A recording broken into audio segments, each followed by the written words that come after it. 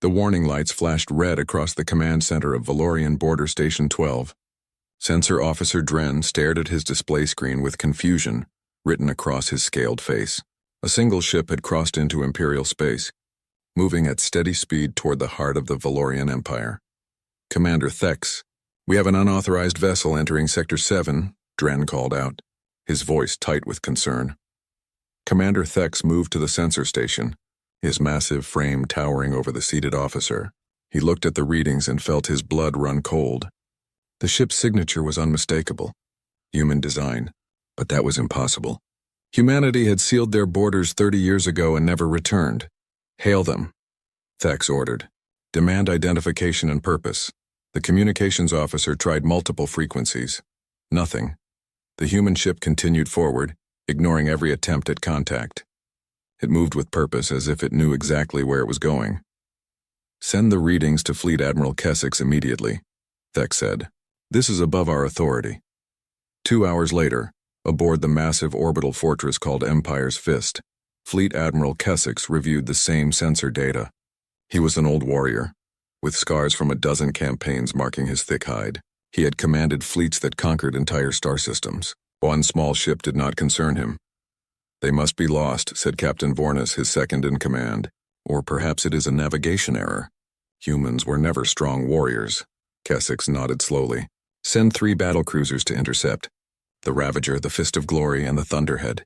Have them destroy this ship if it does not turn back. We cannot show weakness at our borders. The 3 Valorian battlecruisers were impressive vessels. Each one measured over 2 kilometers in length and carried enough firepower to level a small moon.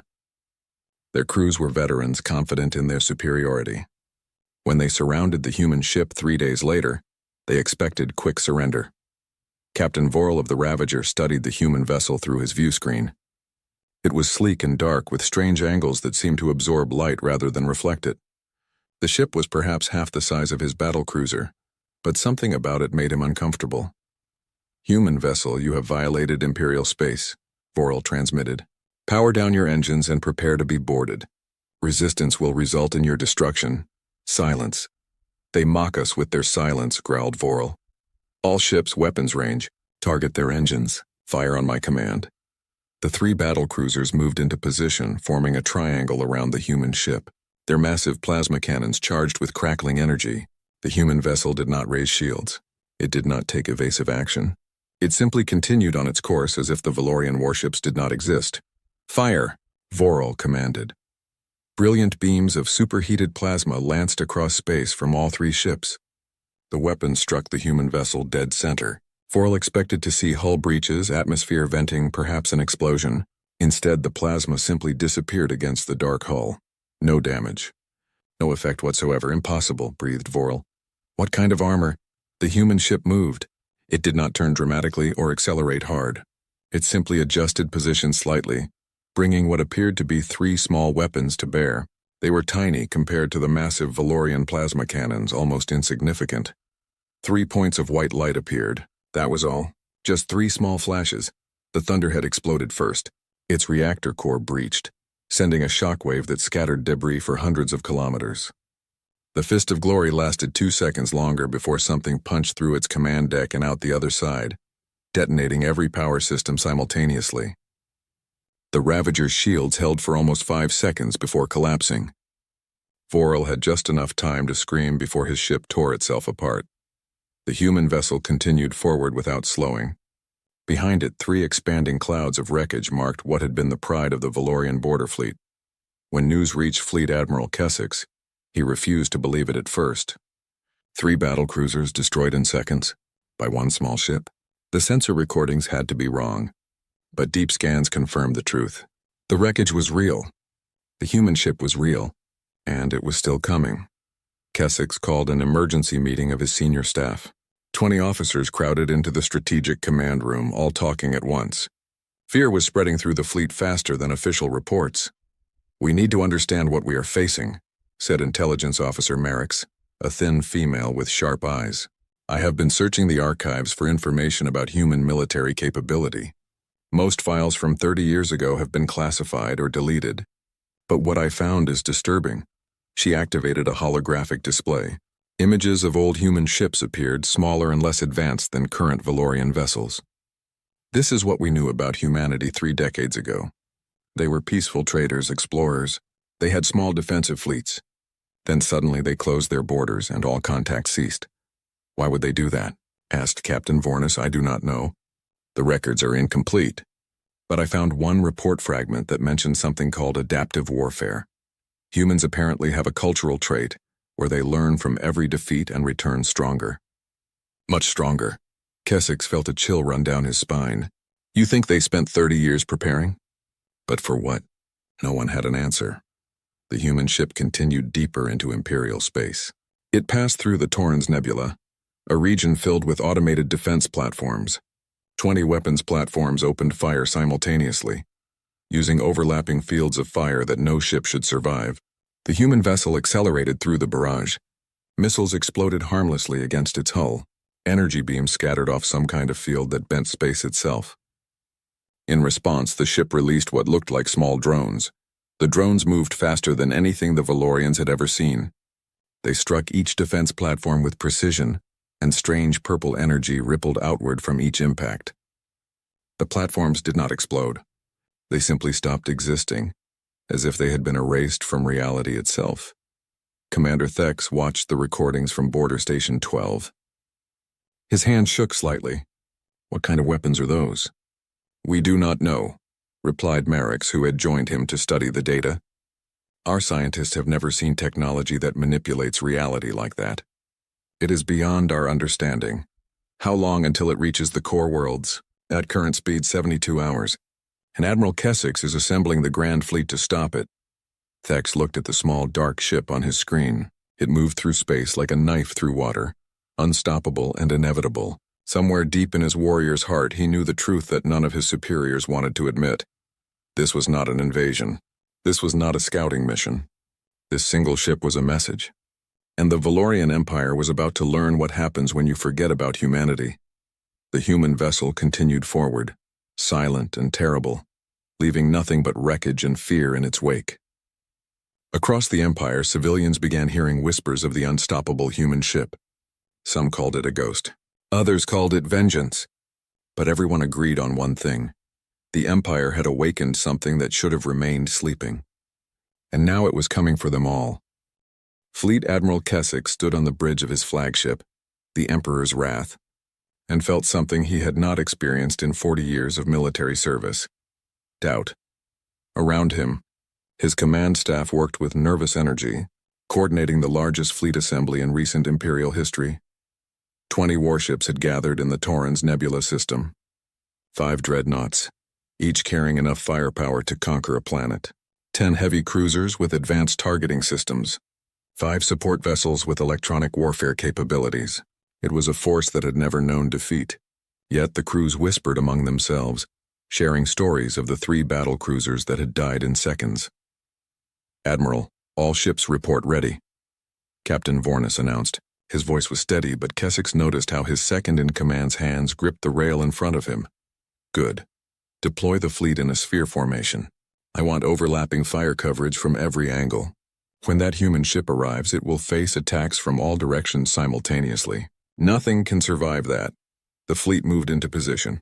Sensors tracked the approaching human vessel, still moving at the same steady pace. It had not slowed. It had not altered course. It simply came forward like a machine that knew no fear. Tactical analysis? Keswick demanded. The tactical officer, a young male named Drax, looked up from his console. Admiral, the ship's weapons are unknown design. Our best estimate is that they use some form of directed gravitational manipulation. The reality warping effect we observed at the defense platforms suggests technology far beyond our current understanding. Every technology has a weakness, Keswick said firmly. We simply need to find it. Intelligence Officer Merrickx approached the Admiral carrying a data pad. Sir, I have been reviewing the old archives as you ordered. I found something disturbing. Show me. Merrickx activated the pad. Holographic text appeared, heavily redacted with black bars covering most of the information. These are reports from 30 years ago, just before humanity closed their borders. There was an incident involving a species called the Krell Dominion. They attacked a human colony world, 24 million civilians died, Keswick frowned. I remember hearing about that. The Krell were destroyed shortly after, weren't they? Completely. Every Krell world, station, and ship was eliminated within 6 months. But here is what concerns me. After that campaign, humanity simply vanished from galactic politics. All their trade routes closed. All diplomatic channels went silent. They sealed their borders and no one has heard from them since. Until now, Vornis said quietly. Until now, Merrick's agreed. Admiral, I think they have been preparing for something. Building something. And this ship might just be the beginning. Before Keswick could respond, the sensor alarm blared across the bridge. The human ship had entered the system. Battle stations, Keswick commanded. All ships' power weapons. Prepare to fire on my mark. The human vessel appeared on the view screen, still dark and sleek, moving through space with unnatural grace. It headed directly toward the center of the Valorian formation, showing no concern for the 20 warships surrounding it. They are either incredibly brave or incredibly foolish, Vornis muttered. Or incredibly advanced, Merrick added softly. The human ship reached weapons range. Keswick raised his hand, ready to give the command that would unleash devastating firepower from every direction. But before he could speak, the human ship acted first. It split apart. No, not split. It was deploying something. Dozens of small objects detached from the hull, spreading out in all directions. They moved impossibly fast, accelerating at speeds that should have turned any crew inside into paste. Drones, shouted Drax. Hundreds of them! Ignore the drones. Focus all fire on the main ship, fire! The Valorian fleet opened fire. Energy beams, missiles, plasma torpedoes, and kinetic rounds all converged on the human vessel from 20 different angles. The space around it lit up like a small sun. Explosions cascaded across its hull. For a moment, Keswick thought they had succeeded. Then the light faded and the human ship remained. Not damaged, not even scratched. It was as if the fleet had been firing at empty space. Impossible, Vornis gasped. The drones reached the Valorian ships. They did not fire weapons. They did not need to. Each drone simply touched a warship's hull and released that same purple energy that had destroyed the defense platforms. The heavy cruiser Vengeance shuddered, then began to fold in on itself. Metal twisted and compressed as space itself seemed to collapse around the ship. Within seconds, the entire 2-kilometer vessel had been reduced to a sphere of crushed metal, no larger than a ground transport vehicle. Evasive maneuvers, Keswick screamed. All ships scatter. But the drones were faster. They moved with impossible precision, each one targeting a specific ship. The cruiser Dominator tried to jump to faster than light speed, but a drone caught it mid-jump. The ship stretched like rubber, then snapped, leaving 2 separate pieces tumbling through space. The dreadnought Titan's fall had better luck. Its captain activated experimental shield harmonics that actually pushed back 2 drones. But the human ship itself moved then, its main weapons coming to bear. 3 white points of light appeared. The Titan's fall lasted longer than the battlecruisers had, almost 15 seconds, before its reinforced hull simply gave up and the ship tore apart from the inside. Keswick watched his fleet die. Ship after ship fell to the drones or to the human vessel's precise, devastating weapons. His tactical officers shouted reports that made no sense. The drones were predicting movement before it happened. The human ship was firing at points in space where ships would be, not where they were. It was as if they could see the future. Full retreat, Keswick finally ordered, his pride crushed beneath the weight of reality. All remaining ships jump to hyperspace immediately. The Emperor's Wrath and 2 escort cruisers managed to escape. 17 other ships did not. As Keswick's flagship jumped away, he looked back at the battle zone. The human ship had already resumed its original course, moving deeper into Imperial space. It had not pursued. It did not need to. The journey back to Imperial headquarters took 8 hours. Keswick spent that time reviewing battle recordings, trying to understand what had happened. Every tactical principle he had learned over 4 decades meant nothing against this enemy. They were not just more advanced. They were fighting a completely different kind of war. When the Emperor's Wrath finally docked at Empire's Fist, Keswick found a priority message waiting for him.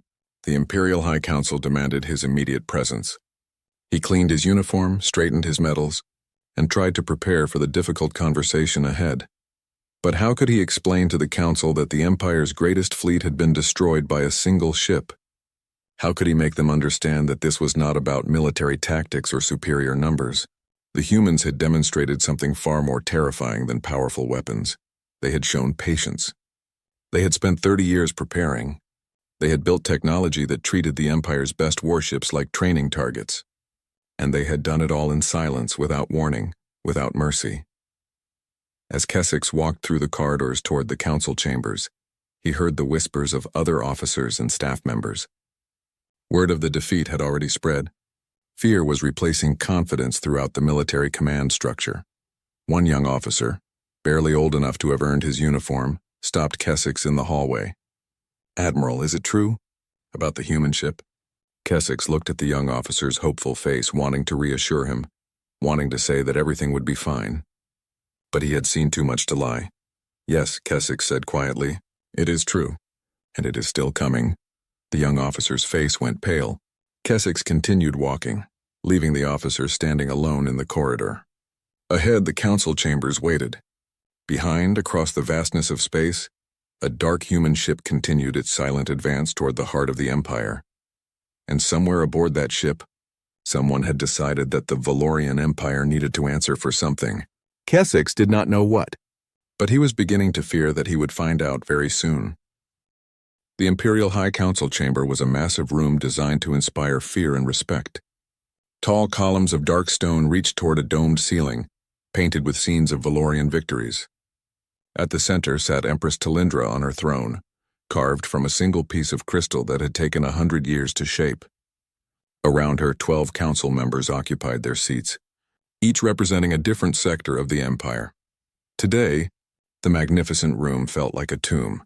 Fleet Admiral Keswick stood before them, his uniform still showing scorch marks from the battle. He had delivered his report in a clear, steady voice, but his words had brought only silence. The council members stared at him with expressions ranging from disbelief to barely controlled panic. 17 ships, Councillor Drexus finally said, his voice hollow. "Our finest vessels. Destroyed in less than 20 minutes. "Yes, Councillor," Keswick confirmed. "By one ship." "Yes, Councillor." Empress Talindra leaned forward on her throne. She was a tall woman with silver scales that marked her ancient bloodline. She had ruled the Empire for 40 years and had never shown weakness. But now Keswick saw something new in her eyes. Fear. "Admiral, in your professional opinion, can we stop this vessel?" she asked. Keswick wanted to say yes.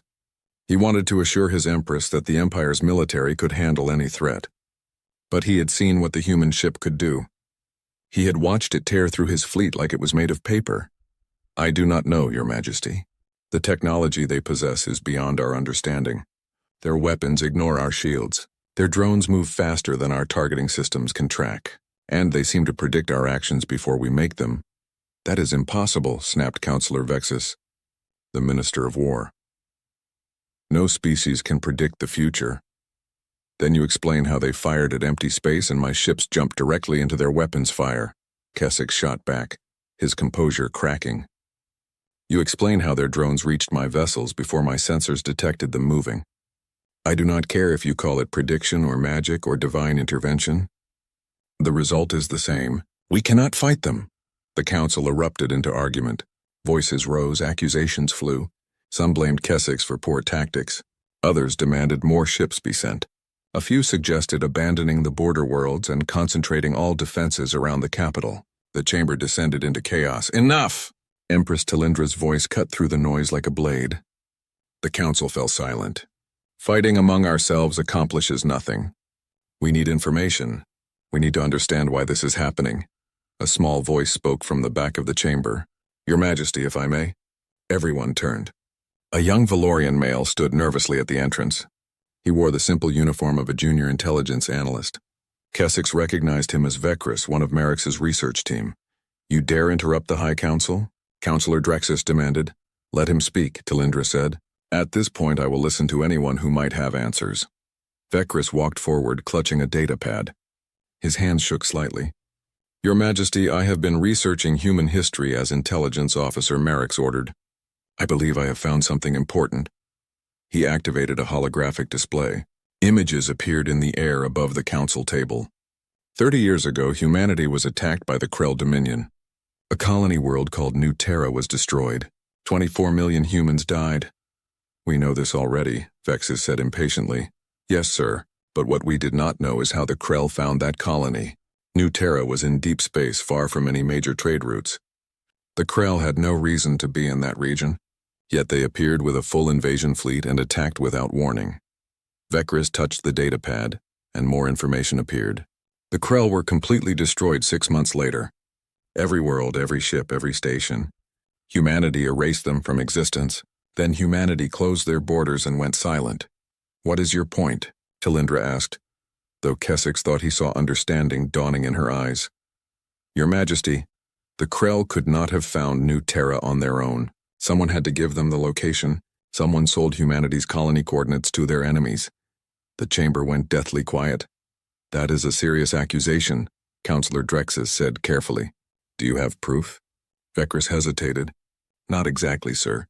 Most records from that time period have been classified at the highest levels. I do not have clearance to access them. But the pattern is clear. The Krell attacked. Humanity responded by eliminating the Krell. Then humanity went silent for 30 years building something, and now one of their ships has crossed our border. Not to explore. Not to trade. It is coming here with purpose. You think they blame us for the Krell attack? Talindra asked quietly. I think someone in the Empire sold intelligence to the Krell, Your Majesty, and I think humanity spent 3 decades making sure they could hold the guilty party accountable. Several council members shifted uncomfortably in their seats. Kessex noticed that Counselor Drexus had gone very still, his face expressionless. This is speculation, Vexus protested. We cannot make decisions based on— We can check, Talindra interrupted. Counselor Drexus, you were Minister of Intelligence 30 years ago. Access the classified files. Find out if this young analyst's theory is correct. Drexus stood slowly. Your Majesty, those files are sealed for reasons of imperial security. Opening them could— Counselor, one human ship has destroyed 20 of our finest vessels. It is currently heading toward our capital world. Imperial security is already compromised. Open the files now. Drexus looked around the chamber, perhaps searching for support. Finding none, he nodded stiffly. As you command, Your Majesty. He left the chamber. The remaining council members sat in tense silence. Kessex found himself thinking about the human ship, still moving through space toward them. Why send only one vessel? Humanity clearly had the technology to destroy the entire empire. So why this slow, methodical approach? Because they want us to be afraid, Kessex realized. They want us to feel what their colonists felt. The helplessness. The inevitability. They want us to know death is coming and there is nothing we can do to stop it. 20 minutes later, Drexus returned. His face had gone gray. He carried a data pad that he placed on the council table with trembling hands. The analyst was correct, Drexus said, his voice barely above a whisper. 31 years ago, the previous administration authorized the sale of classified information to the Krell Dominion, specifically coordinates for human colony worlds, including New Terra. The transaction earned the Empire 3 billion credits and access to Krell mining technology. Who authorized this? Talindra demanded. High Counselor Threxus, Your Majesty. He died 15 years ago. But the deal was approved by several ministers, including— Drexus paused, looking at the other council members, including Counselor Vexus, who was Minister of Trade at the time. All eyes turned to Vexus. The elderly Valorian stood, his face defiant. It was good business. The humans were expanding too quickly. Taking resources that should have belonged to us, weakening them benefited the Empire. You sold coordinates that led to the death of 24 million innocent civilians, Talindra said, her voice cold. Innocent? They were colonizers taking worlds that did not belong to them. They were children, farmers, teachers, artists, families. Talindra stood from her throne. And you sold their lives for profit. I did what was best for the Empire. Vexus shouted, No, said a new voice. Everyone jumped. On the main view screen, an image had appeared without anyone activating it. The human ship had broadcast directly into the council chamber. A human female appeared on the screen. She looked tired, her dark skin marked with lines of age and stress. Her uniform was simple and bore no insignia of rank that Kessex recognized, but her eyes held a weight that made even Empress Talindra step back. My name is Captain Sarah Chen, the human said. I command the UHSN Indomitable, and I am here to deliver a message. We wish to negotiate, Talindra began. No negotiation, Chen interrupted. 30 years ago, your empire sold information to the Krell Dominion. That information led to the attack on New Terra. My husband died in that attack. My 2 children died in that attack. 24 million of my people died because your government wanted mining technology. Captain Chen, please understand. We eliminated the Krell, Chen continued, her voice steady and cold. Every last one of them. It took 6 months. Then we went home, and we asked ourselves a question. How do we make sure this never happens again? How do we make sure that no one ever thinks humanity is weak enough to betray? On the screen, Chen's expression did not change. We spent 30 years answering that question. The Indomitable is the first answer. There are 19 more ships like it, and we have decided to deliver a message to every government that thinks human lives are acceptable currency. What message? Kesix heard himself ask. That actions have consequences. That betrayal will be answered.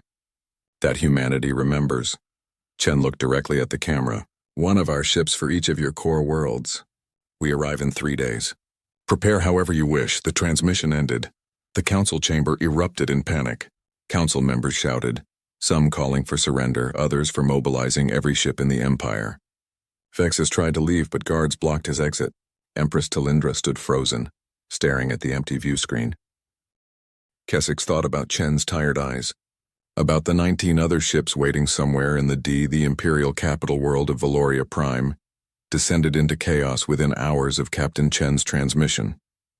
News of the human threat spread faster than any official statement could control. Citizens who had lived their entire lives under the protection of the Empire's military suddenly faced the reality that their government could not protect them. Spaceports overflowed with civilians desperate to flee. Riots broke out in the lower districts. Some blamed the council, others blamed the military.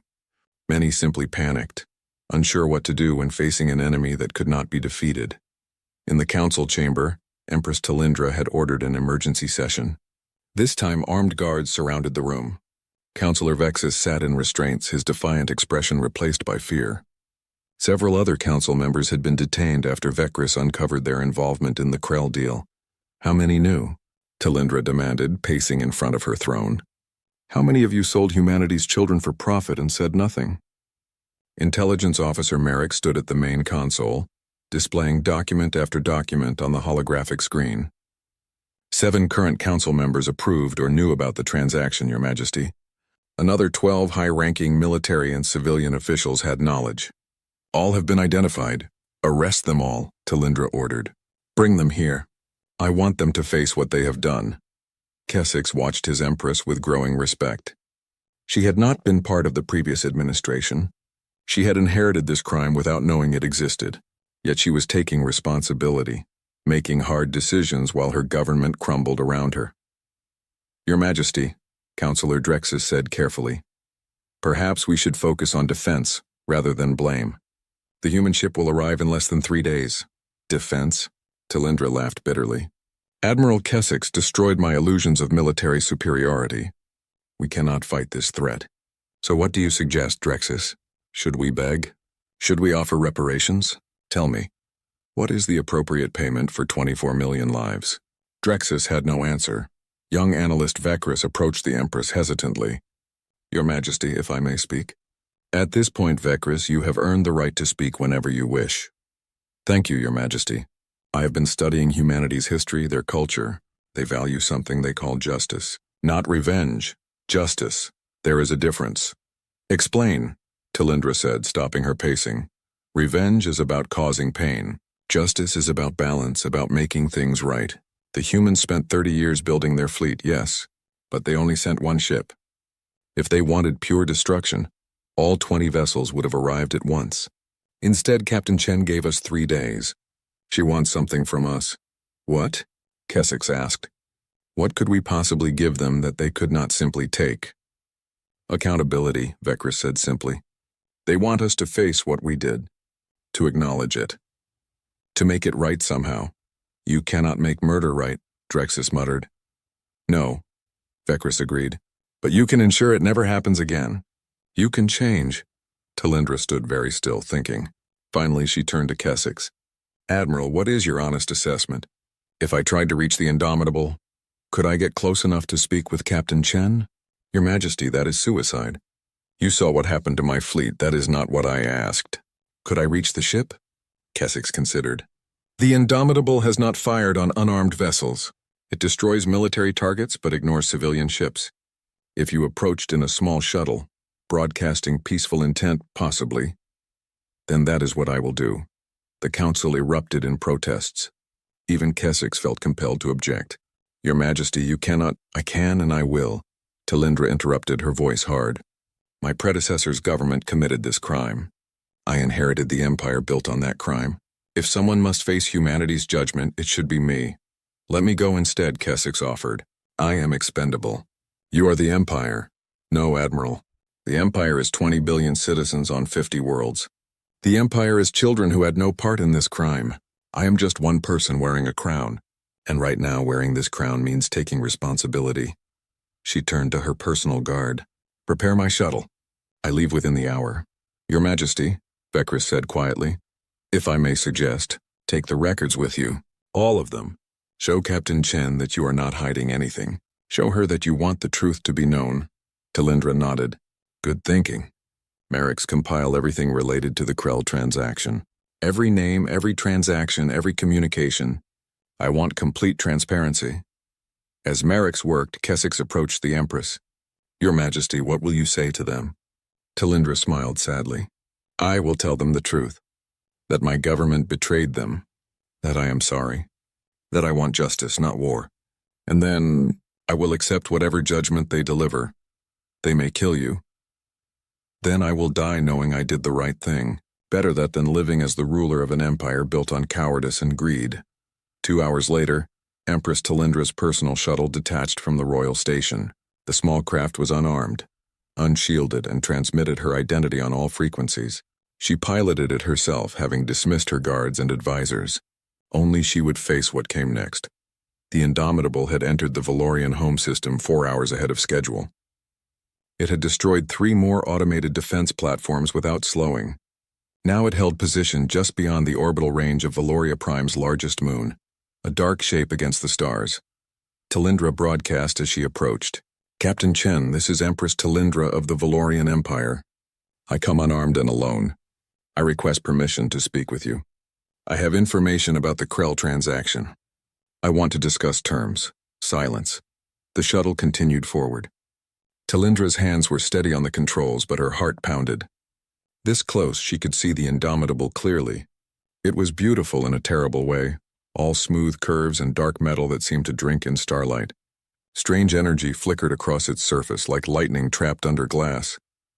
Just as she thought she would crash into the hull, a section of the ship opened. A tractor beam caught her shuttle gently, pulling it inside. The opening sealed behind her and lights activated in what appeared to be a landing bay. Talindra stepped out of her shuttle. The air was breathable, slightly warmer than Valorian standard. She walked across the bay, her footsteps echoing. At the far end, a door opened. Captain Sarah Chen stood waiting. She was smaller than Talindra had expected, barely reaching the Empress's shoulder. Her dark uniform was simple and worn, but her eyes held depths of sadness that made Talindra want to look away. You came alone, Chen said. That was brave. Or foolish. Perhaps both, Talindra admitted. Captain Chen, Follow me, Chen interrupted. There are things you need to see. She led Talindra through corridors that hummed with power. The walls seemed to pulse with energy. Occasionally, Talindra glimpsed other humans all wearing the same simple uniforms. They watched her pass with expressions that ranged from curiosity to cold hatred. They reached a large room that appeared to be the ship's bridge. Holographic displays covered every surface, showing star maps, tactical readouts, and data streams that Talindra could not begin to understand. This is the Indomitable, Chen said, one of 20 vessels humanity built over the last 3 decades. Do you know what we call this class of ship? Talindra shook her head. Reckoning class, because that is what they are for. Bringing reckoning to those who harm humanity. Chen touched a control and one of the large displays changed. It showed a pastoral scene. Green fields, blue sky, children playing. This was New Terra, my home. My husband taught literature at the university. My daughter wanted to be a doctor. My son loved music. They were good people living peaceful lives. The image changed. Now it showed fire, destruction, bodies. The Krell arrived without warning. Their ships bombarded the planet for 6 hours. Then they landed troops and killed anyone who survived. My family was in the capital city. They had no chance. Talindra felt tears forming. Captain, I am so sorry. I did not know. No one knew. That was the point. Chen turned to face her. But we found out. It took time, but we traced the Krell's movements, found their communications, cracked their codes. And we learned that they should never have known New Terra existed. Someone told them. Someone from your empire. I brought the records, Talindra said, holding out a data pad. Everything about the transaction. Names, dates, payments. 7 current council members were involved. They are under arrest. I will hand them over to you if you wish. Chen took the pad and reviewed it quickly. Councillor Vexus, Minister Threxus. Yes, we knew most of these names already. We have been watching your empire for 3 decades, Empress. We know everything. Then why this? Talindra asked. Why send one ship? Why give us 3 days? If you want vengeance, you could have simply destroyed us. Because we are not the Krell, Chen said quietly, and we are not the Valorian Empire. We do not kill the innocent to punish the guilty. We want justice, not genocide. She gestured at the holographic displays. Look, really look, Talindra studied the screens. She saw not just the Valorian Empire, but other governments throughout the sector. Data streams showed illegal trade, slavery, exploitation, warfare. Dozens of civilizations engaged in crimes similar to what the Valorian E-Captain Chen led Empress Talindra to a large chamber with transparent walls that looked out into space. The view was breathtaking. Stars stretched in every direction, and in the distance, Valoria Prime glowed like a blue jewel. Beautiful, is it not? Chen said. 20 billion people on that world. Most of them have never hurt anyone. They work, they raise families, they dream of better futures, just like my people did on New Terra. Talindra stood beside the human captain, feeling very small. Are you going to destroy it? That depends on you. Chen touched a control panel and a holographic display appeared between them. It showed star maps, trade routes, and data about various governments in the sector. For 30 years, humanity has been preparing, not just building warships, but gathering information. We have surveillance networks throughout known space. We know about the Valdran hegemony's slave trade. We know about the Korthan Confederacy's biological weapon experiments. We know about the Thesian League's exploitation of primitive worlds. Chen gestured at the Empire's territory on the map. And we know about the Valorian Empire's history of selling information to violent species for profit. We are not the only criminals. Then, Talindra said bitterly. No, but you are the first we have confronted. Do you know why? Talindra shook her head. Because of what happened to New Terra. Because 24 million of my people died due to your empire's greed, but also because we needed to send a message to everyone else. Chen's eyes were hard. The galaxy needs to understand that humanity will no longer be ignored, that we have the power to enforce justice, and that we are willing to use it. So this is about revenge. No, Chen said firmly. This is about accountability.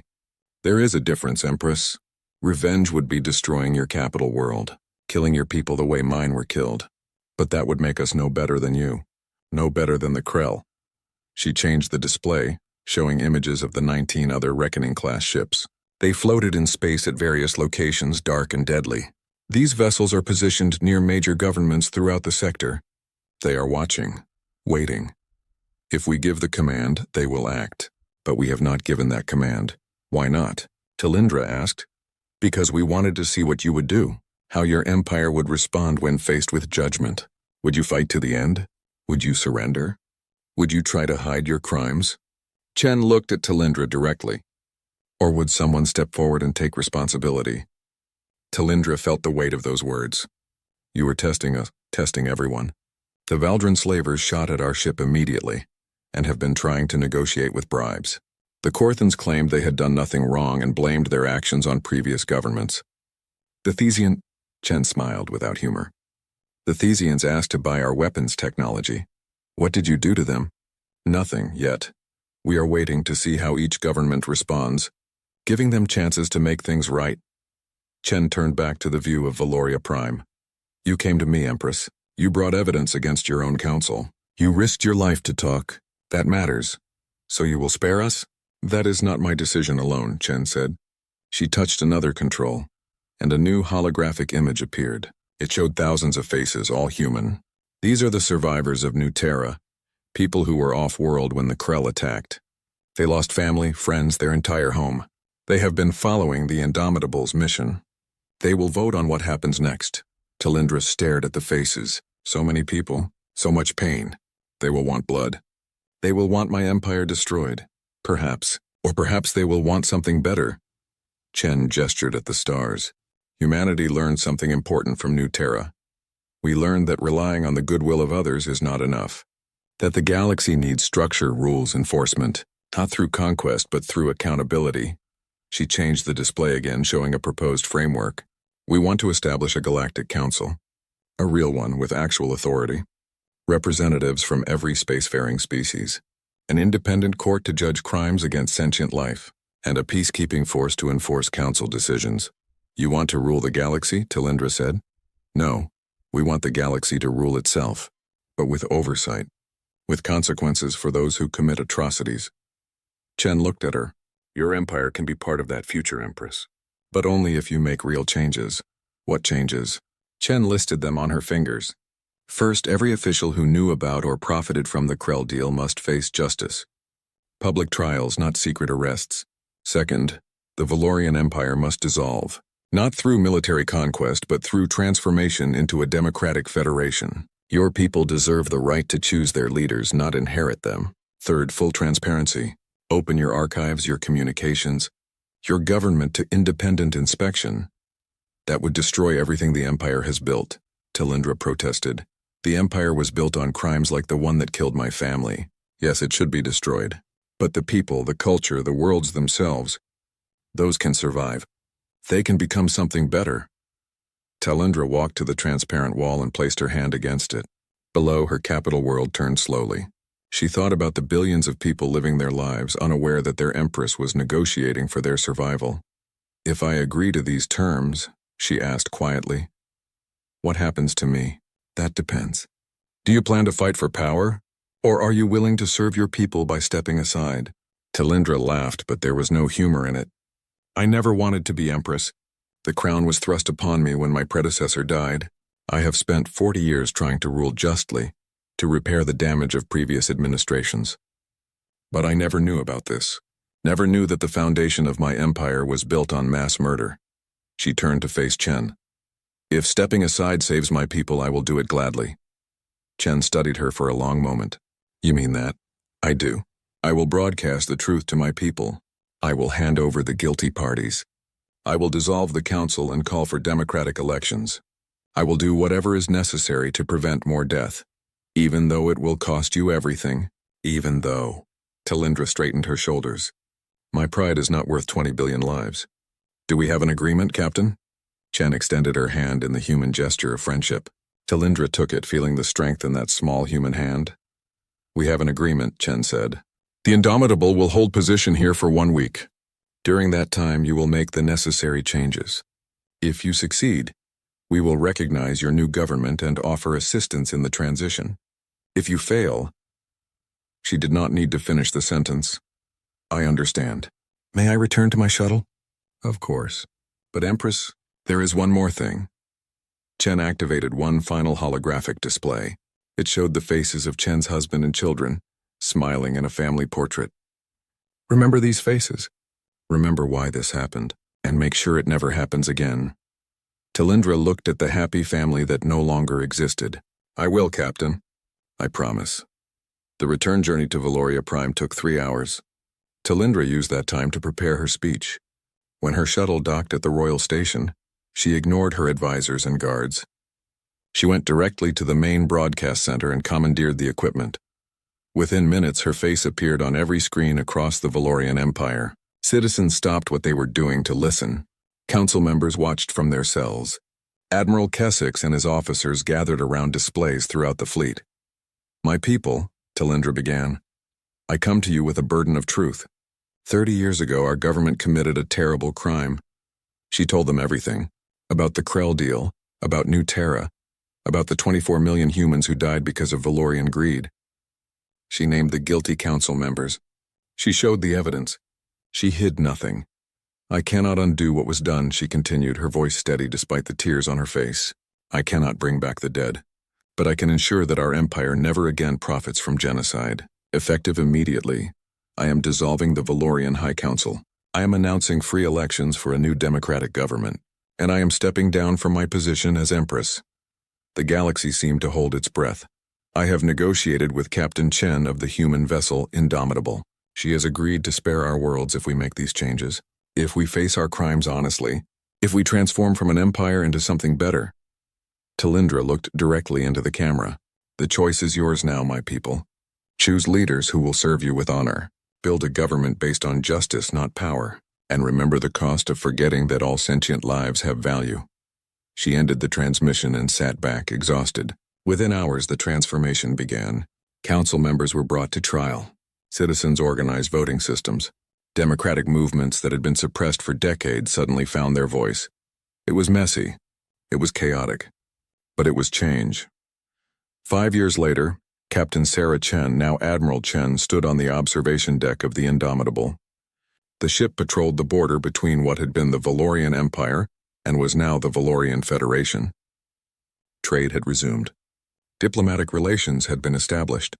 Children from both species learned about the tragedy of New Terra in their history classes, ensuring that the lesson would not be forgotten. The stars were peaceful in the Cathani system. They had been peaceful for over 3,000 years. Dr. Veltar moved slowly through the crystal halls of the monitoring station, their 6 legs clicking softly on the smooth floor. The sound was musical, like everything else in their world. Veltar was tall and thin with skin that looked like polished silver. Their large eyes were designed to see the beauty in all things. Like all Cathani, they had never known violence. Their people had grown beyond such primitive things long ago. The communication center was quiet. It was always quiet. The Galactic Union had been at peace for so long that most species had forgotten what war even meant. Trade ships moved between the stars. Scientists shared knowledge. Artists created beauty that could be seen from space. This was how intelligent life was supposed to be. But today, something was different. A small light blinked on the long-range scanner. Veltar moved closer to look. The machine was picking up a signal from far away. Very far away. The computer said it came from the outer edge of the galaxy, where no one lived. The signal was weak and broken, but it was definitely made by intelligent beings. Veltar felt excited. A new species meant new friends, new knowledge, new art to share. They started the translation computer and waited. The machine was very advanced. It could understand any language given enough time. Veltar had used it to talk with dozens of species over the years. But this signal was strange. The computer kept stopping and starting. Words appeared on the screen, then disappeared. The machine seemed confused. After many hours, the first words came through clearly. "This is Earth. We need help. They are coming to kill us all." Veltar stepped back from the screen. The words made no sense. Who would want to kill anyone, and why? In the Galactic Union, problems were solved with talking, not killing. More words appeared. "The swarm ships are everywhere. We have been fighting for 3 months. Our cities are burning. Send help if anyone can hear this. Fighting, burning cities." Veltar felt sick. They had studied ancient history. They knew that long ago some species had hurt each other, but that was before civilization. Before peace, the computer kept working on the signal. More words came through. "We are the human race. Our planet is called Earth. We will not surrender. We will fight until our last breath. But if we fall, warn the galaxy. The Vorthak are coming for everyone." Veltar had never heard of humans or Vorthak. They searched the Union database. Nothing. These were completely unknown species. But the name Vorthak made them feel cold inside. Even the computer seemed to have trouble with that word. When it tried to translate the full meaning, the screen showed the Devourers, the endless hunger, the death of worlds. Veltar called the Union Council immediately. The council met on the beautiful world of Harmony Prime.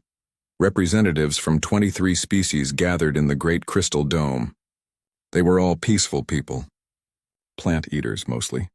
Their worlds were gardens among the stars. Council leader Zephyra was old and wise. Her people, the Serenity, looked like walking trees with golden leaves. She had guided the Union for 50 years of perfect peace.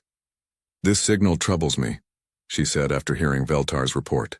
"These humans speak of war as if it is normal, as if they expect it. Dr. Minoth from the Science Council was worried about something else. I checked our star maps.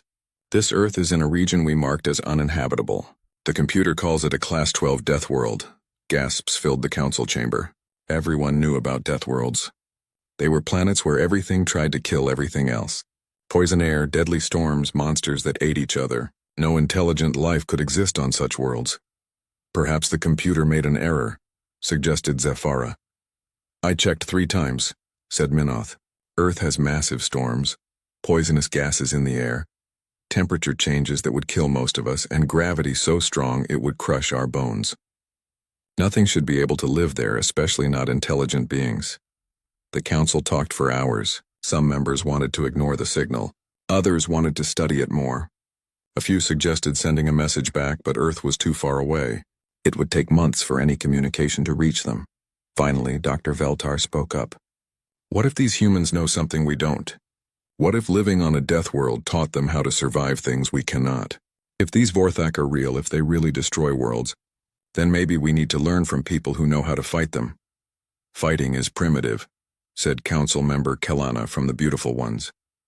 Intelligent beings solve problems with words, not violence. But what if words don't work? Asked Veltar. What if these Vorthak don't want to talk? The council fell silent. In 3,000 years of peace, they had never faced a problem that couldn't be solved with patience and understanding. Council leader Zephyra made the decision. We will send a small research ship, not to fight but to study. If these humans still exist when we arrive, we will try to understand them. If they are gone, we will learn what destroyed them. And if we find these Vorthak, asked someone, then we will do what we have always done. We will talk to them. We will find out what they want. We will make peace. Dr. Veltar was chosen to lead the mission. They picked a small crew of scientists and diplomats. No weapons were brought because the Union had no weapons. They had no soldiers because they had no enemies. The ship Harmony's song was beautiful like everything the Union made. It was built for exploration and research, not war. Its hull was white and smooth, decorated with patterns that showed the peaceful nature of its builders. As they prepared to leave, Veltar read the human signal one more time. New parts had been decoded. If anyone receives this message, know that Earth stood firm. We are children of a harsh world, but we will not let evil pass. We fight not just for ourselves, but for all life in the galaxy. If we fall, remember us. If we win, come find us. There is always room at our table for friends. The message was strange. It spoke of fighting and war, but also of friendship and protection. It talked about death, but also about hope. Veltar couldn't understand how these ideas fit together. The journey to Earth would take 2 months. During that time, the crew studied everything they could about death worlds and the species that might live on them. What they learned frightened them. On death worlds, life was always in danger. Creatures had to be strong, fast, and smart just to survive. They had to compete for food and shelter. Some had to hunt and kill to eat. The computer model suggested that any intelligent life from such a world would be aggressive, violent, and dangerous. Maybe we should turn back, suggested Dr. Finara, the ship's psychologist. If these humans are products of a death world, they might be too dangerous to contact. But Veltar couldn't forget the words in the message. The humans had asked for help for others, not just themselves. They spoke of protecting life, not destroying it. Maybe, just maybe, death world life wasn't all bad. As Harmony's song flew through the dark between stars, Veltar wondered what they would find at Earth. Would they discover new friends or new nightmares? Would the humans still be alive? Or would they find only the ashes of a dead world? The answers waited in the darkness ahead, where unknown ships fought an enemy that called itself the hunger that devours worlds. 2 months later, Harmony's song dropped out of faster-than-light travel at the edge of the Earth system. What Dr. Veltar saw through the ship's sensors made their silver skin turn pale. The system was full of ships, but not the kind they knew. These vessels were dark and wrong. They looked like they had grown instead of being built. Long, twisted shapes with surfaces that seemed to pulse like living skin. The computer counted over 50 of them, each one larger than any Union ship. Those must be the Vorthak, whispered Dr. Finara. They look like diseases made into ships. But there were other ships, too. Smaller ones that moved fast and sharp between the alien monsters. These ships were clearly built by intelligent minds, but they were nothing like Union vessels. Where Union ships were smooth and beautiful, These were angular and hard. They bristled with things that could only be weapons. "Those must be the human ship," said Veltar. "They're still fighting." Captain Zilnara, a gentle being from the Peaceful Waters people, stared at the battle happening before them. "How are they still alive? Those Vorthak ships are 10 times larger." The crew watched in shock as a small human ship flew straight at one of the enormous alien vessels. Instead of firing from a safe distance like any sensible being would do, the human ship got closer and closer until it actually touched the enemy ship. "What are they doing?" gasped Dr. Finara. The answer came in a flash of light. The human ship exploded, taking a large piece of the Vorthak vessel with it. The alien ship spun away, badly damaged. "They killed themselves," whispered Captain Zilnara. "They flew their own ship into the enemy and died." "But why?" asked Veltar. "That makes no sense. Dead beings cannot fight anymore." Before anyone could answer, their communication system came alive. A voice spoke in the language they had learned from the distress signal. "Unknown vessel, this is Commander Sarah Chen of the Earth Defense Fleet. You're in a combat zone. Identify yourself or prepare to be fired upon." Dr. Veltar quickly activated the translation system. "This is Dr. Veltar of the Galactic Union research ship Harmony Song. We received your distress call. We have come to help." There was a long silence. Then the human voice came back, but it sounded different, surprised. "You came all this way because of our message? How many ships did you bring?" "Ships? We brought 1 ship." "This ship." Another silence. Then something that sounded like laughter, but bitter. "1 ship. Well, I guess that's better than nothing." "Can you fight? Fight?" "No, we don't fight. We are scientists and diplomats. We came to study the situation and perhaps negotiate with the Vorthak." "Negotiate?" The human voice was sharp now. "Lady, these things don't negotiate, they eat. They consume everything living and move on to the next world. We've been fighting them for 3 months and talking isn't on their menu." Dr. Veltar felt confused. "But surely all intelligent life can be reasoned with. Perhaps they simply don't understand that violence is wrong." This time the human definitely laughed, but it wasn't a happy sound. "Tell you what, Doc, you try talking to them. We'll keep the bastards busy while you give it a shot." The human ship that had been speaking to them suddenly accelerated toward a group of Vorthak vessels. Veltar watched as weapons fired from both sides. The human ship was much smaller, but it moved like a living thing, dodging and weaving between enemy fire. "Patch me through to the Vorthak," Veltar told their communications officer. Dr. Melona worked at the controls.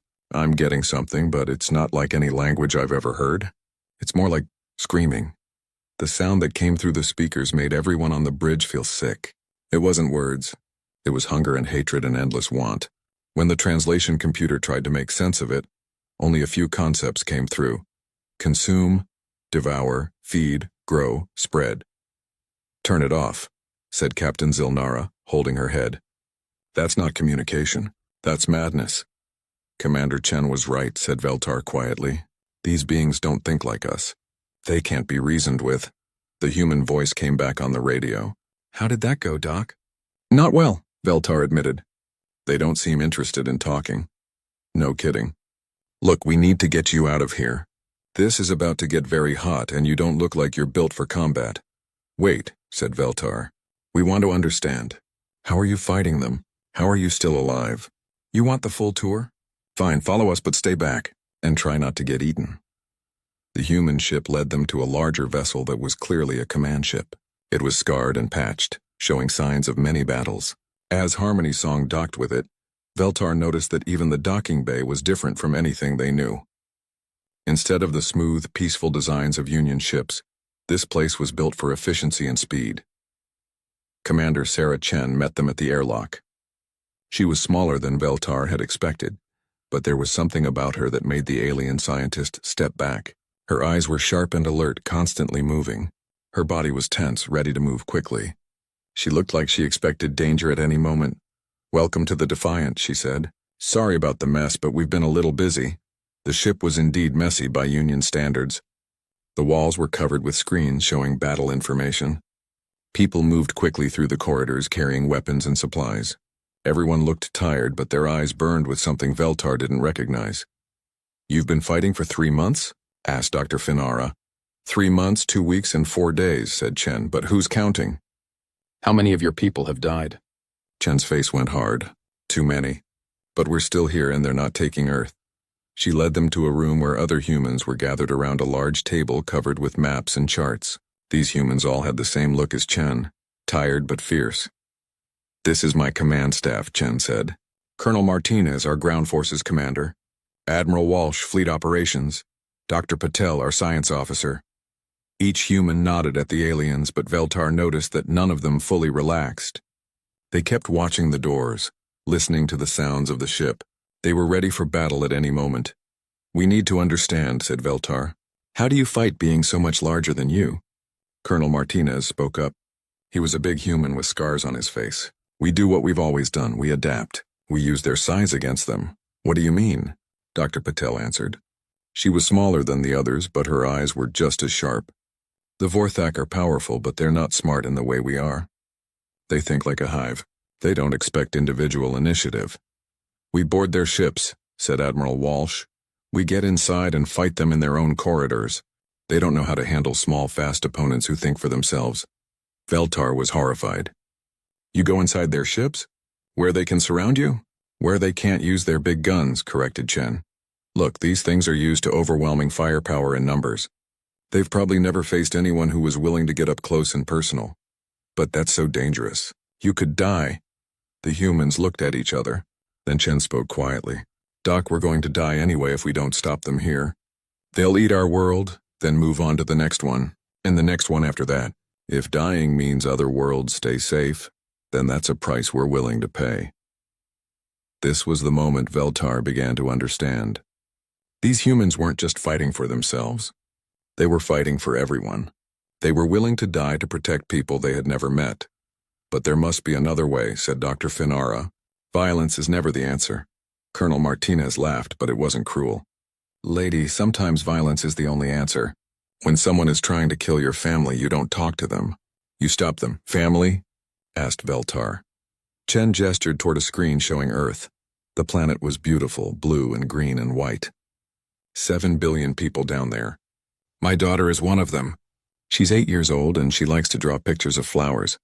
If the Vorthak get through us, she doesn't get to grow up." Veltar stared at the screen. 7 billion. The entire Galactic Union only had 3 billion people total across 23 worlds. You have 7 billion people on one planet? "We breed fast," said Chen with a tired smile. "Comes from living on a world that's trying to kill you. You learn to make the most of your time." An alarm sounded throughout the ship. Admiral Walsh looked at a screen and swore. "Major attack incoming. 40 Vorthak ships heading straight for Earth." Chen turned to Veltar. "You wanted to see how we fight? You're about to get a front row seat." The battle that followed changed everything Dr. Veltar thought they knew about war. From the bridge of the Defiant, Veltar watched as the human fleet moved to meet the Vorthak attack. The alien ships were massive, dark things that looked like floating nightmares. But the humans didn't run. They didn't try to negotiate. They flew straight toward certain death with what could only be called eagerness. "All ships, this is Admiral Walsh," came the voice over the communication system. "Remember the doctrine. Make them pay for every inch. No retreat, no surrender. Earth stands behind us. What is this doctrine they speak of?" asked Dr. Finara. Commander Chen looked at the alien scientist with something that might have been pity. "The Death World Doctrine. It's how we survive when everyone else thinks we should be dead." On the main screen, the first wave of human ships hit the Vorthak formation. What Veltar saw made no sense by any military theory they knew. The humans didn't stay back and fire at long range.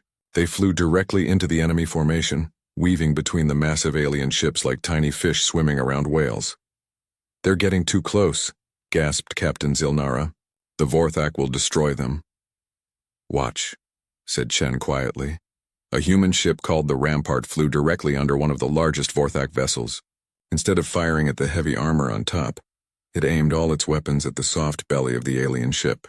Explosions rippled along the Vorthak's underside. But then the alien ship began to turn, bringing its own weapons to bear on the tiny human vessel. Veltar closed their eyes, expecting to see the Rampart destroyed. Instead, they heard Chen's voice. "Rampart, you've got incoming. Execute Plan 7. Copy that, Admiral." "Plan 7 it is." The Rampart didn't try to escape. Instead, it flew even closer to the Vorthak ship. So close that the alien's own weapons couldn't target it without hitting itself. "Brilliant," whispered Dr. Patel. "The Vorthak can't..." Fire at close range without damaging their own ship. Then Veltar saw something that made their silver skin turn white. Human soldiers in spacesuits were leaving the rampart and flying toward the Vorthak ship. They were going to board it. That's impossible, said Dr. Finara. No one can survive in open space like that. We can, said Colonel Martinez with pride. For a while anyway. Long enough to get the job done. The humans landed on the alien ship's hull and began cutting their way inside with tools that shot controlled fire. Within minutes, explosions began erupting from inside the Vorthak vessel. What are they doing in there? Asked Veltar. Finding the ship's brain, said Chen. Every Vorthak ship has a central control node. Destroy that and the whole ship goes dead. More human ships were executing similar attacks. They would get close, board the enemy vessels, and destroy them from the inside. It was insane by any logical standard, but it was working. But what about the humans who board the ships? Asked Veltar. How do they get back? Chen's face went hard. Some do, some don't. That's the price we pay. Dr. Finara looked horrified. You send your people to die? We send our people to fight, corrected Colonel Martinez. Death is a risk, not a goal. But if it takes my life to save 1 billion others, that's not even a choice. Veltar began to understand something terrible and beautiful. These humans valued their own lives, but they valued other lives more. They would die to protect strangers. It was the most alien concept the peaceful scientist had ever encountered. On the screen, a new wave of Vorthak ships appeared. But this time the aliens had learned. They were staying farther apart, making it harder for human ships to get close. They're adapting, said Admiral Walsh, switching to Formation Delta. What is Formation Delta? Asked Veltar. Chen smiled, and for the first time it wasn't a sad smile. Something we learned from Earth's predators. Pack hunting. The human ships suddenly split into small groups. Each group targeted a single Vorthak vessel, attacking from different directions at once. The aliens couldn't defend against attacks coming from all sides. But what really shocked Veltar was what happened when one of the human ships was damaged. Instead of retreating to safety, the other ships in its pack moved to protect it. They formed a wall of their own bodies between the wounded ship and the enemy. They're protecting each other, whispered Dr. Finara. Pack loyalty, said Dr. Patel. We don't leave anyone behind if we can help it. Sometimes we'll risk 5 ships to save one.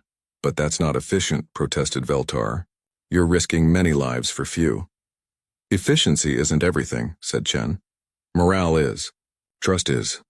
When my people know I'll move heaven and earth to bring them home, they'll follow me anywhere, including into the mouth of hell. The battle raged for 3 hours. When it was over, the Vorthak had lost 20 ships. The humans had lost 8. By any mathematical analysis, it should have been impossible. How? Asked Veltar. How do you win against odds like that? Chen led them to a room where wounded human soldiers were being treated. Veltar expected to see despair and defeat. Instead, they saw something else entirely. The wounded humans were talking and laughing with each other. They shared food and water. They helped treat each other's injuries. Some were badly hurt, but their eyes still burned with that strange fire Veltar had noticed before. That's how, said Chen. The Vorthak fight as a hive. When part of the hive is damaged, it becomes a weakness. When one of us is hurt, the rest of us become stronger. We fight for each other. Dr. Patel brought over a young human soldier whose arm was in a cast. This is Lieutenant Torres. Tell them about the boarding action, Maria. Torres was small, even by human standards. She looked like she should be studying in a library, not fighting in space, but her eyes had the same sharp alertness as the others. We got inside the Vorthak ship through a breach in the hull, she said. The interior was like a nightmare. Dark, wet, covered in things that looked like growing organs. The gravity was wrong and the air was poison. How did you survive? Asked Dr. Finara. Torres held up a device that covered her nose and mouth. Environmental suit and combat drugs. The drugs help us function in conditions that would kill us normally. Combat drugs? Dr. Patel explained. Chemical compounds that enhance human performance under stress. They increase strength, speed, and pain tolerance. They also suppress fear. Veltar was shocked. You use chemicals to make yourselves less afraid. Not less afraid, corrected Torres.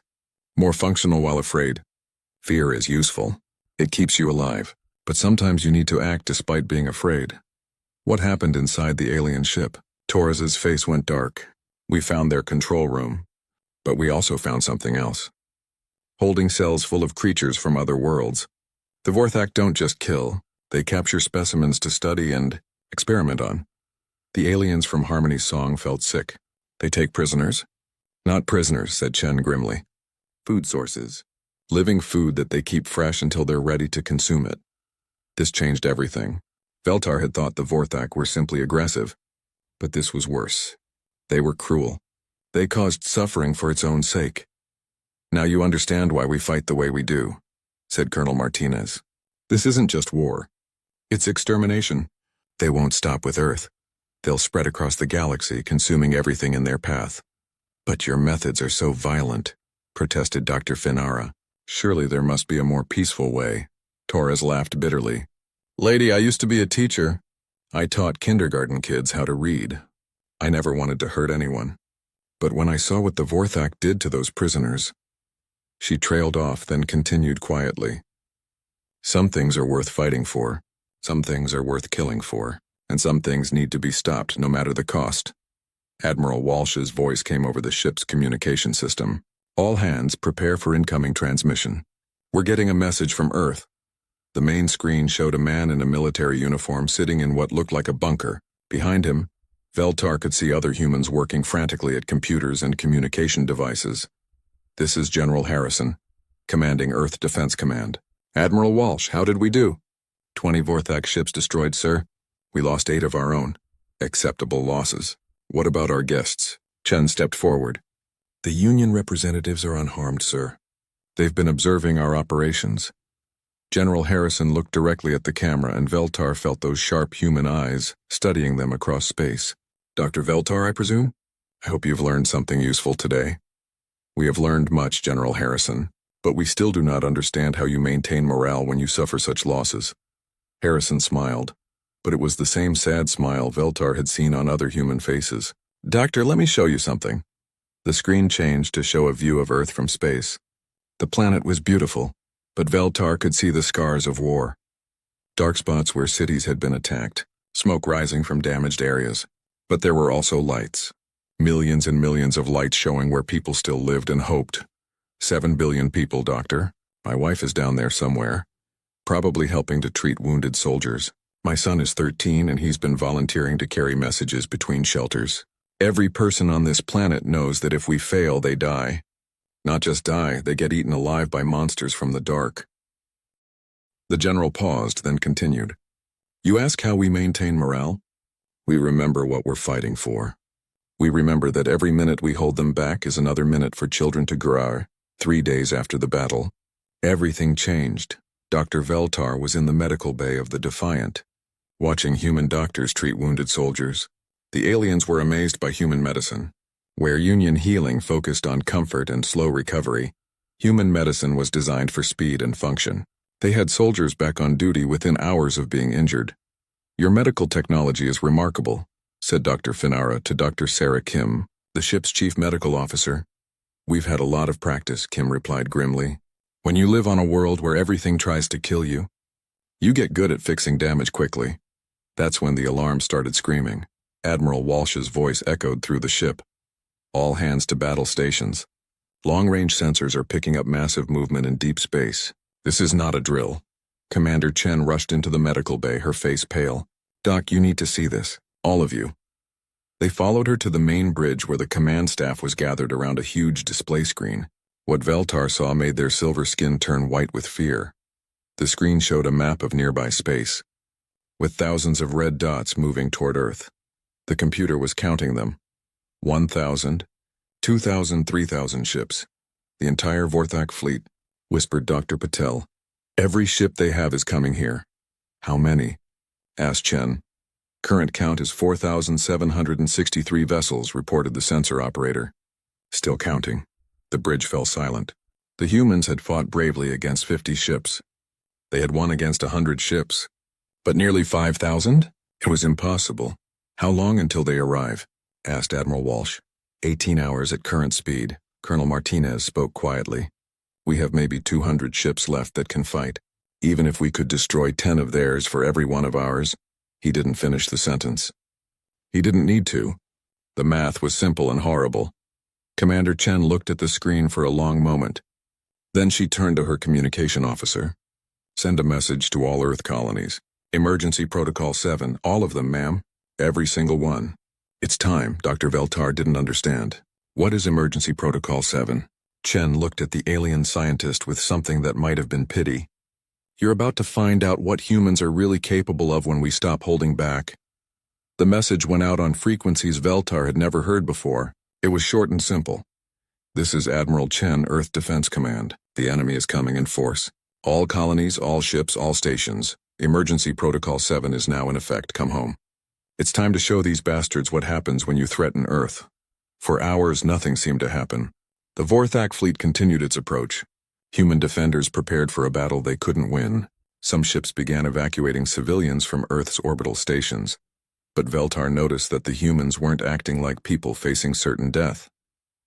They were working with calm efficiency. They checked their weapons. They reviewed battle plans. They said goodbye to loved ones. But they didn't despair. How can you be so calm? Asked Dr. Finara. You're facing impossible odds. Are we? Asked Chen with a strange smile. That's when the first response came. Earth Defense Command, this is the Revenge of Mars. We heard the call. Coming home with 97 ships and a lot of attitude. Then another. This is the Europa Mining Consortium. We've got 43 ships armed and ready. Nobody messes with our homeworld. And another. Asteroid Station Series reporting. 60 ships ready for action. Let's dance. More and more voices joined the radio chatter. Ships from mining stations, exploration fleets, research outposts, and colonies Veltar had never heard of. They came from asteroids, moons, and the dark spaces between planets. How many colonies do you have? Asked Veltar in amazement. We've been spreading out for 300 years, said Dr. Patel. Humans don't like putting all their eggs in one basket. We learned that lesson from Earth's history. The numbers kept growing. 100 ships. 200. 500. 1,000. Impossible, whispered Captain Zilnara. No species spreads that fast. Most species don't come from death worlds, said Colonel Martinez. We're good at surviving in places other people think are uninhabitable. By the time the count stopped, over 2,000 human ships had answered the call. They came from every corner of the solar system and beyond. Some were warships built in hidden shipyards. Others were converted mining vessels and cargo haulers. All of them were crewed by humans who had grown up in the harsh environments of space. Admiral Walsh studied the tactical display. It's still not enough. They outnumber us more than 2 to 1. Numbers aren't everything, said Chen. Remember what we learned fighting the first wave. The Vorthak think like a hive. They don't expect individual initiative. We're going to use that against them. She turned to the communication system. All ships, this is Admiral Chen. You know what they've done. You know what they plan to do. Today we don't just fight for Earth. We fight for every world that comes after us. Make them remember this day. Make them regret ever hearing the name human. The response came back from 2,000 ships. Understood, Admiral. Let's make them pay. The Vorthak fleet arrived exactly on schedule. They came out of faster-than-light travel in a massive formation that blocked out the stars. Their ships were even more horrible up close, living nightmares of dark. Metal and pulsing flesh, but they weren't expecting what they found waiting for them. The human fleet was spread out across the entire system. Ships hid behind asteroids in the shadows of moons and in the dark between planets. When the Vorthak began their approach to Earth, humans attacked from everywhere at once. All ships execute Operation Death World, ordered Admiral Chen. What followed wasn't a battle. It was a masterpiece of coordinated violence. Human ships appeared from hiding spots throughout the system, hitting the Vorthak fleet from dozens of directions. But these weren't the desperate defenders the aliens expected. These were void-born humans who had spent their entire lives in space. They flew their ships like extensions of their own bodies. The Revenge of Mars led a squadron of mining ships against the Vorthak left flank. Their cutting tools, designed to slice through asteroids, proved devastatingly effective against alien armor. Ships from the outer colonies used tactics no civilized species would consider. They flew through fields of space debris, using chunks of rock and metal as shields and weapons. They hid in the shadows of planets, striking without warning. They're fighting like pirates, observed Dr. Finara. They're fighting like humans, corrected Chen. The Europa fleet demonstrated something called ice mining techniques. They used their ships' cargo holds to collect chunks of ice, then fired them at Vorthak ships at incredible speeds. The ice hit like massive bullets, punching holes in alien hulls. But the most shocking moment came when a group of research ships approached a cluster of Vorthak vessels. Instead of firing weapons, they released clouds of what looked like glitter. "What are they doing?" asked Veltar. Dr. Patel was grinning. "Nanobots. Self-replicating machines designed for asteroid mining. They're programmed to break down metal and organic compounds." The effect was immediate and horrible. The nanobots swarmed over the Vorthak ships, eating through their hulls like acid. Within minutes, the massive alien vessels were falling apart. "That's biological warfare," protested Dr. Finara. "No," said Chen coldly. "That's extermination. There's a difference." The Vorthak tried to adapt, but they couldn't. They were used to fighting opponents who followed rules, who had limits, who could be reasoned with or intimidated. The humans followed no rules except victory. They couldn't be reasoned with because they had already decided the Vorthak were evil. They couldn't be intimidated because they had chosen to fight regardless of the cost. Ship after ship of the alien fleet fell to human tactics that no sane species would use. Ramming attacks where humans flew their ships directly into enemy vessels. Boarding actions in the vacuum of space. Suicide runs where damaged ships flew into enemy formations and detonated their reactors. "They're all insane," whispered Captain Zilnara. "No," said Veltar quietly. "They're all heroes." The turning point came when Admiral Walsh led a massive assault on the Vorthak command ship. It was a monster the size of a small moon, protected by dozens of escort vessels. Any rational commander would have avoided it. Walsh flew straight at it with 300 ships. The battle around the command ship was the most vicious of the war. Human ships were destroyed by the dozens, but they kept coming. They flew through walls of enemy fire. They rammed escort ships. They boarded the command vessel from every direction. And finally, Admiral Walsh's ship, the Indomitable, reached the command ship's core. His last transmission was simple. "Tell my wife I kept my promise." The Indomitable detonated its reactor inside the Vorthak command ship. The explosion was visible from Earth. With their command ship destroyed, the Vorthak fleet began to fall apart. Without central coordination, they became easy targets for human pack tactics. When the battle ended 12 hours later, the space around Earth was filled with wreckage. Of the nearly 5,000 Vorthak ships that had attacked, fewer than 50 escaped. The 6 months after the Battle of Earth, Dr. Veltar stood in the Great Council Chamber on Harmony Prime. The crystal dome that had once housed only peaceful discussions now echoed with heated debate. The topic was simple: what to do about the humans. The war was over. The Vorthak had been completely destroyed. Not a single alien ship remained in known space. For the first time in galactic history, an aggressive species had been totally eliminated. The Union didn't know whether to celebrate or hide. "They're too dangerous," declared Council Member Kalana from the Beautiful Ones. "Any species that can destroy the Vorthak so completely could destroy us just as easily, but they saved us," protested Dr. Minoth from the Science Council. "Without the humans, the Vorthak would have spread across the galaxy. We all would have died." Council leader Zephyra raised her hand for silence. "Dr. Veltar, you spent the most time with them.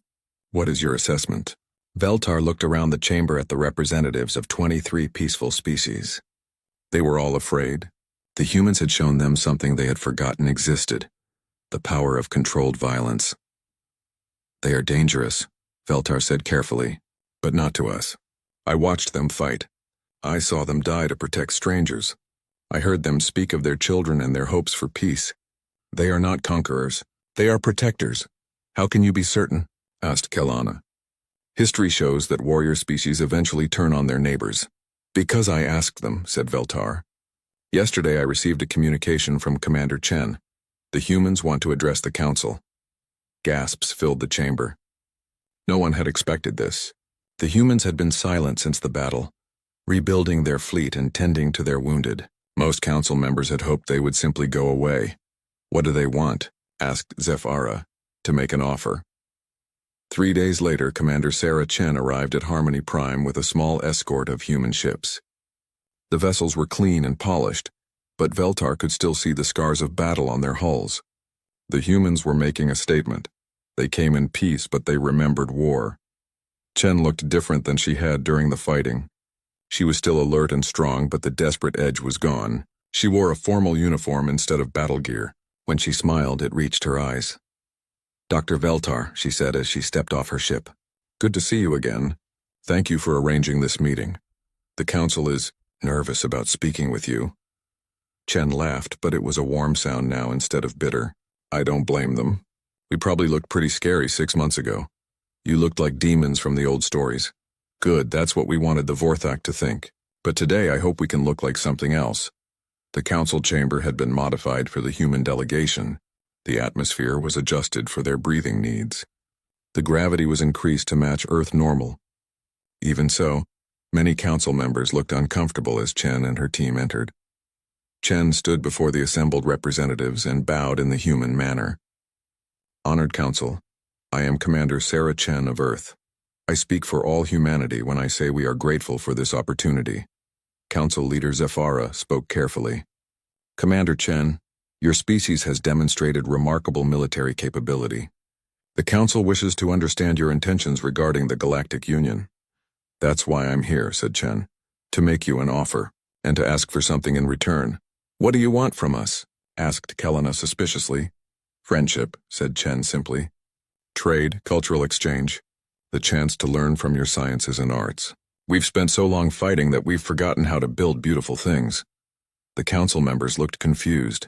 This wasn't what they had expected from a warrior species. And what do you offer in return? Asked Dr. Minoth. Chen's expression became serious. Protection. We offer to be your guardians. The chamber erupted in nervous whispers. Guardian was a concept that hadn't existed in Union space for thousands of years. Explain, said Zephyra. Chen activated a holographic display that showed the galaxy. For 3,000 years, you've built a wonderful civilization. Art, science, philosophy, trade. You've created something beautiful among the stars. But beauty needs protection. She pointed to various areas on the map. There are threats out there. The Vorthak weren't the only aggressive species in the galaxy. Our long-range scouts have detected at least 3 other hostile civilizations. They're not moving yet, but they will. Aggressors always do. What are you proposing? Asked Zephyra. A partnership. You continue to govern trade, diplomacy, and cultural matters. We establish a guardian fleet to protect Union space from external threats. Any military action would require council approval. Any new contact with unknown species would be handled jointly. Dr. Veltar stood up. Commander Chen, may I ask a personal question? Of course, why do you want to do this? You could easily conquer the Union if you chose. Why offer to serve instead? Chen was quiet for a long moment. Then she spoke, and her voice carried the weight of loss and hope. 6 months ago, my daughter asked me a question. She said, Mommy, why do the bad aliens want to hurt people? I told her that some beings choose to cause pain, but others choose to prevent it. She asked which one we were going to be. Chen looked around the chamber at the peaceful aliens. We've seen what we can destroy. Now we want to find out what we can protect. We want to be the kind of people our children can be proud of. But violence is wrong, protested Kelena. Surely there are peaceful solutions to these problems. Colonel Martinez, who had come with Chen's delegation, spoke up. Ma'am, with respect, that's what the Vorthak were counting on. They knew you wouldn't fight back. That made you easy prey. There are beings in this galaxy who only understand strength, added Dr. Patel. We can be that strength, used in service of your values instead of against them. Council Leader Zephyra considered the proposal. What guarantees do we have that you won't turn this power against us? Chen smiled. None except our word. But I can tell you this, we've learned something from you. Before meeting the Union, humans thought all aliens were either enemies or potential enemies. You showed us that some beings choose cooperation over conflict. You gave us something to aspire to. She gestured to Dr. Veltar. Your people taught us that strength without wisdom is just destruction. We want to combine our strength with your wisdom. We want to build something neither of us could create alone. The debate continued for 3 days. Some council members remained opposed to any military alliance. Others worried about setting a precedent. But eventually a consensus emerged. Dr. Veltar cast the deciding vote. The humans saved us once. Perhaps it's time to trust them to do it again. The Guardian Accords were signed 1 month later. The humans established a fleet dedicated to protecting Union space. The first Guardian station was built at the edge of known territory, where human ships could watch for threats while Union scientists studied distant stars. The arrangement wasn't perfect. Cultural differences led to misunderstandings. Some species remained afraid of their new protectors, Some humans chafed at the restrictions placed on their military actions, but it worked. 2 years later, when the hegemony of Razak invaded Union space with a fleet of conquest, they met the Guardian fleet at the border. The battle was brief and decisive. The humans had learned from fighting the Vorthak. They were faster, stronger, and more ruthless than any enemy the galaxy had seen. But what surprised everyone was what happened after the battle. Instead of destroying the defeated hegemony ships, the humans offered their crews a choice: return home and never threaten Union space again, or face complete destruction. The hegemony chose to retreat. Word spread quickly that the Union was no longer defenseless. Other aggressive species began to avoid Union territory. Dr. Veltar, now serving as the Union's liaison to the Guardian fleet, watched the change with fascination. The galaxy was becoming a safer place, not through the elimination of violence, but through the careful application of it. The humans had kept their word. They protected without conquering. They served without ruling. And slowly, they began to change. Human children grew up on Union worlds, learning alien languages and customs. Human artists collaborated with Union masters to create new forms of beauty. Human scientists worked alongside alien researchers to unlock the secrets of the universe. In return, the Union learned that courage came in many forms. They discovered that sometimes protecting the innocent required difficult choices. They found that peace was not the absence of conflict, but the presence of those willing to fight for what was right. 5 years after first contact, Dr. Veltar stood in the garden of New Harmony Station, watching human and alien children play together. The human children were learning Union Harmony songs. The alien children were playing human games that involved strategy and friendly competition. Commander Chen, now Admiral Chen, joined Veltar by the fountain. "Penny for your thoughts?" she said, using a human expression the alien had learned to appreciate. "I was thinking about change," said Veltar. "When we first met, I thought you were demons. Now I watch your children sing our songs and I realize we were both right and wrong about each other." "How so?"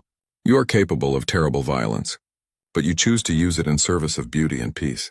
We are dedicated to harmony and understanding, but we learned